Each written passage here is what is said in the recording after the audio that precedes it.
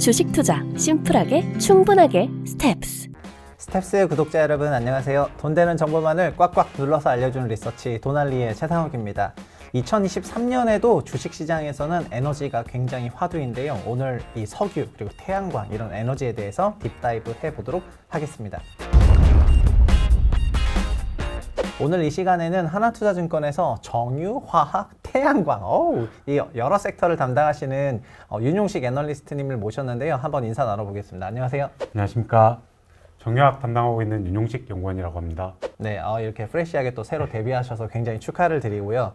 일단은 너무 어려운 섹터를 하시는 것 같다는 생각이 살짝 들긴 하는데 저희가 2023년 작년에도 그랬지만 유가가 굉장히 화두였고 올해도 여러 가지 인플레 관련해서 유가가 또 굉장히 화두일 수밖에 없긴 해서 일단 또 이 에너지에 또 뭐라 그럴까 또 굉장히 요람이지 않습니까? 하나투자증권이 또 에너지 구루님이 또 센터장을 하고 계시니까. 네, 그래서 지금 윤용식 애널리스트님은 2023년에 일단 유가에 대해서 좀 어떻게 전망을 하고 계시고 그 좀 가장 강력한 어떤 근거들은 뭔지 간단하게 얘기해 주시면 좋을 것 같아요.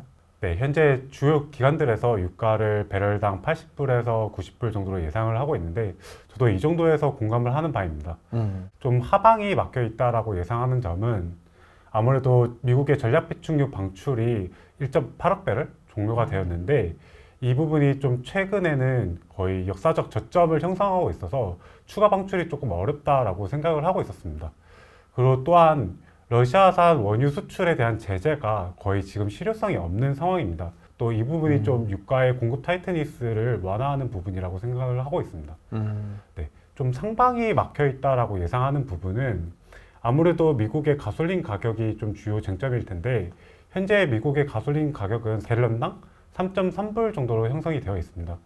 아무래도 조금 최근에 좀 상승하고 있는 모습이 부담으로 작용할 수 있어서 미국은 정책적으로 좀 에너지 가격을 낮추려고자 하는 의지가 있을 것으로 예상되고 있습니다. 약간 이 부분이 어제 뉴스로 좀 발표가 되었는데요. 어제 미국은 전략 비축유 방출을 2,700만 배럴 추가 방출하겠다라고 발표를 했습니다. 약간 이 부분만 봐도 좀 유가 상방이 좀 막혀 있지 않을까라고 예상을 하고 있습니다. 그리고 유가가 상방도 막히고 뭔가 하방도 막혀서 되게 스톡된 상태다 보니까 80에서 90불 사이인데 또 지금 담당하시는 섹터가 정유화학, 태양광 여러 섹터를 보시는데 그럼 이제 이런 매크로 상황 속에서 지금 본인이 정유나 화학 일단 또 태양광은 또 다 같이 묶어서 말해야 되니까요. 정유화학 중에서는 좀 어떤 부분을 선호하시는지.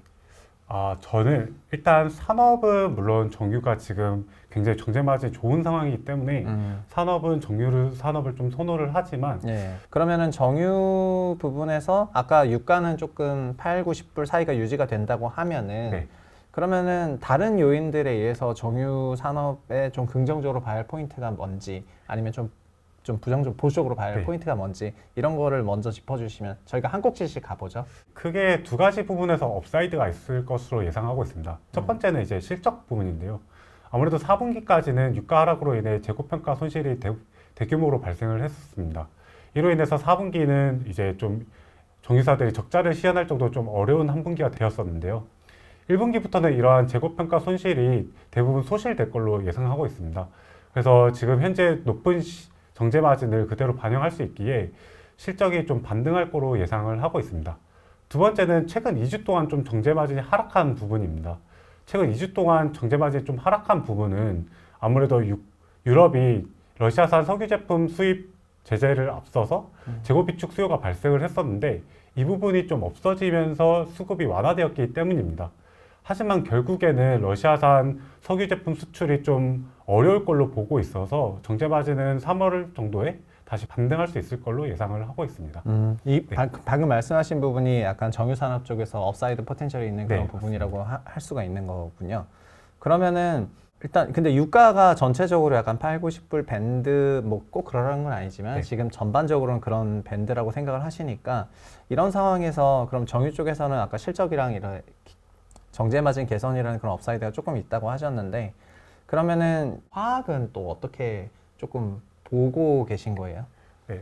아무래도 좀 절대적인 에너지 가격이 높기 때문에 그리고 또 수요가 평년보다는 조금 낮은 수준이기 때문에 화학사들 입장에서 수익성이 악화될 우려는 있습니다.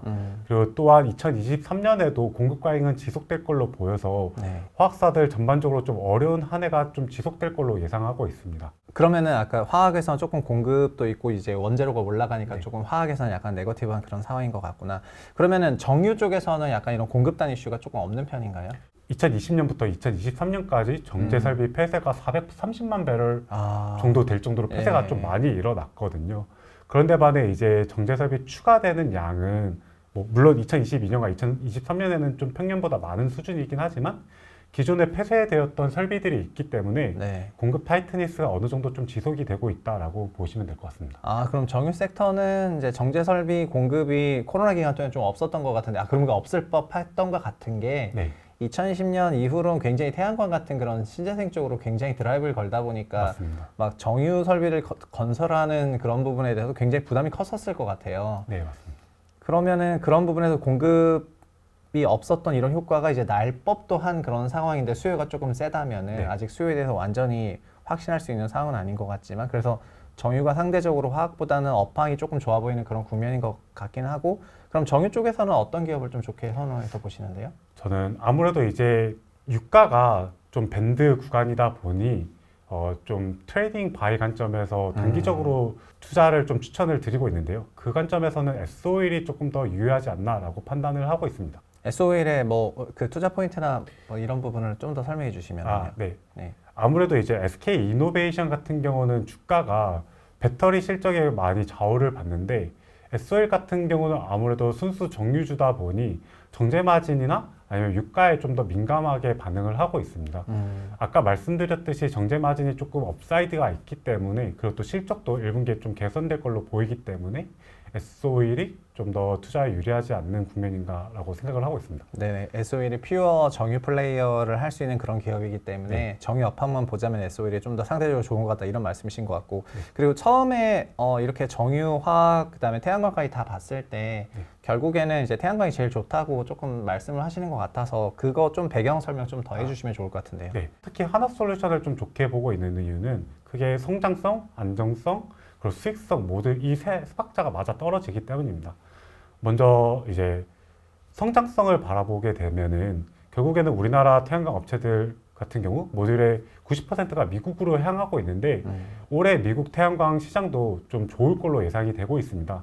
전년 대비 약 40% 정도, 40% 이상 성장할 걸로 보이고 있는데 이 부분에서 성장성이 좀 만족될 걸로 보고 있습니다.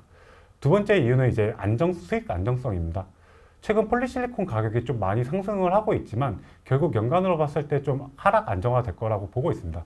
첫 번째 근거는 아무래도 폴리실리콘 올해 말 캐퍼시티 대비해서 태양광 설치 수요가 좀 더 적기 때문에 공급 과잉이 지속될 걸로 예상하고 있습니다. 두 번째 이유는 지난해 10월에 중국 당국이 지나친 폴리실리콘 가격 상승과 가격 담합을 좀 막겠다고 발표한 바 있습니다.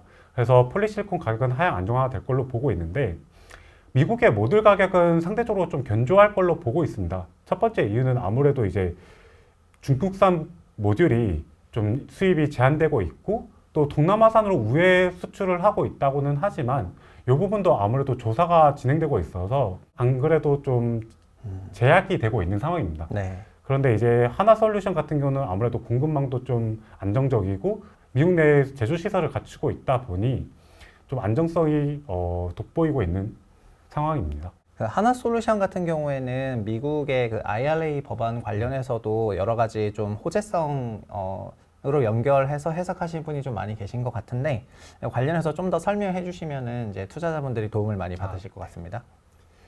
이제 IRA 법안이라고 미국 내에서 이제 생산되는 태양광 제품에 대해서 세제 혜택을 주는 것이 있습니다. 이제 폴리실리콘부터 이제 모듈까지 좀 차등 지급을 하게 될 텐데, 일단 하나솔루션 같은 경우는 2024년 솔라허브를 통해서 수직 일관화된 이제 생산 시설을 갖추게 됨으로써 요 세제 혜택 규모가 극대화될 걸로 예상을 하고 있습니다.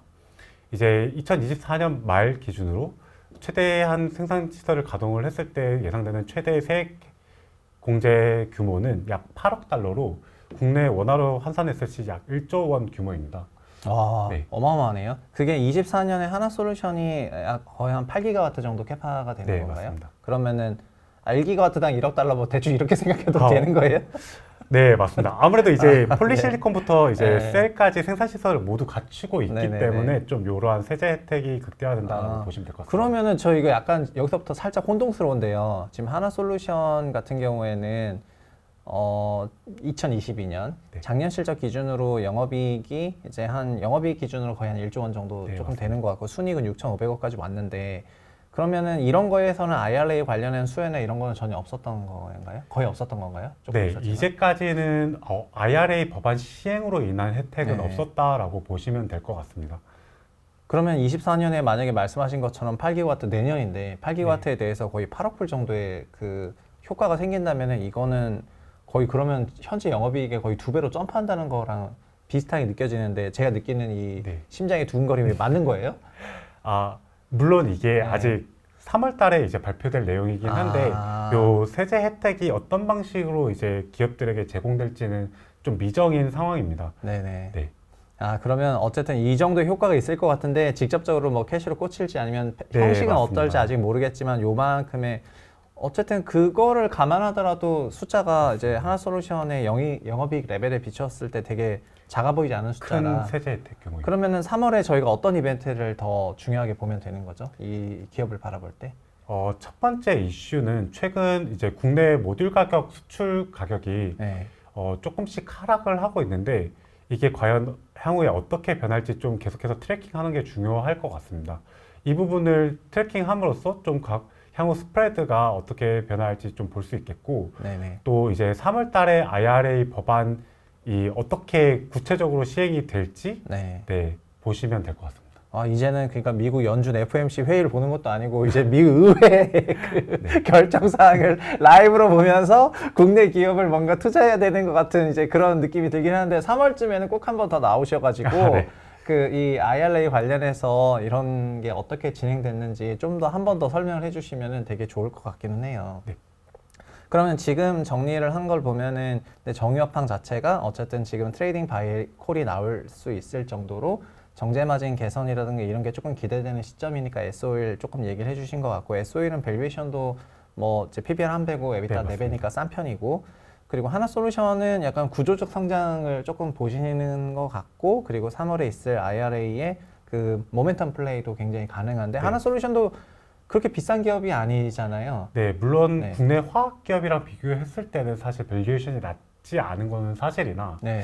사실 지금 하나솔루션 주가는 거의 태양광 업체와 네. 이제 거의 동행한다라고 봐주시면 될 것 같거든요. 네네. 그런 점을 좀 고려를 하면은 기존 이제 하나솔루션의 좀 경쟁 업체라고 할 수 있는 퍼스트 솔라의 네. 밸류에이션과 비교를 했을 때 거의 절반 수준이기 때문에 네, 이 부분을 좀 감안을 하면은 밸류에이션 상으로도 그렇게 부담이 없다라고 저는 생각을 하고 있습니다. 네네.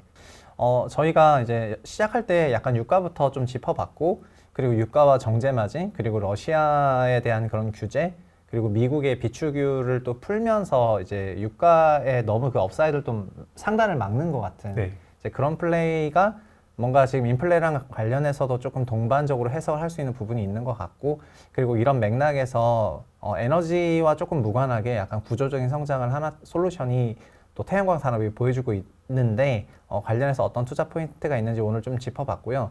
그리고 지금 이제 정유, 화학, 태양광이라는 세 개 섹터를 보시고 이 세 개 섹터 통합해서 네. 하나솔루션을 거의 탑픽으로 꼽으셨는데 뭐라 그럴까 좀 투자 이쪽 섹터를 보시면서 좀 투자 유의점 같은 거 아니면 투자할 때 좀 주의사항 약간 이런 게 조금 있으셨나요? 지금 제가 좀 유의하고 있는 점은 네. 어쨌든 정유 산업 그리고 화학 산업 모두 시클리컬한 산업이기 때문에 네. 물론 중국 리오프닝에 대한 기대감을 가지는 것은 좋지만 너무 큰 기대감을 가지고 선투자하는 것은 조금 위험하다라고 판단이 될 수도 있을 것 같습니다. 결국에는 물론 주가가 실적 방향에 비해서 좀 선행하는 모습을 보이기는 하지만 네. 결국에는 동행하는 모습을 보이거든요.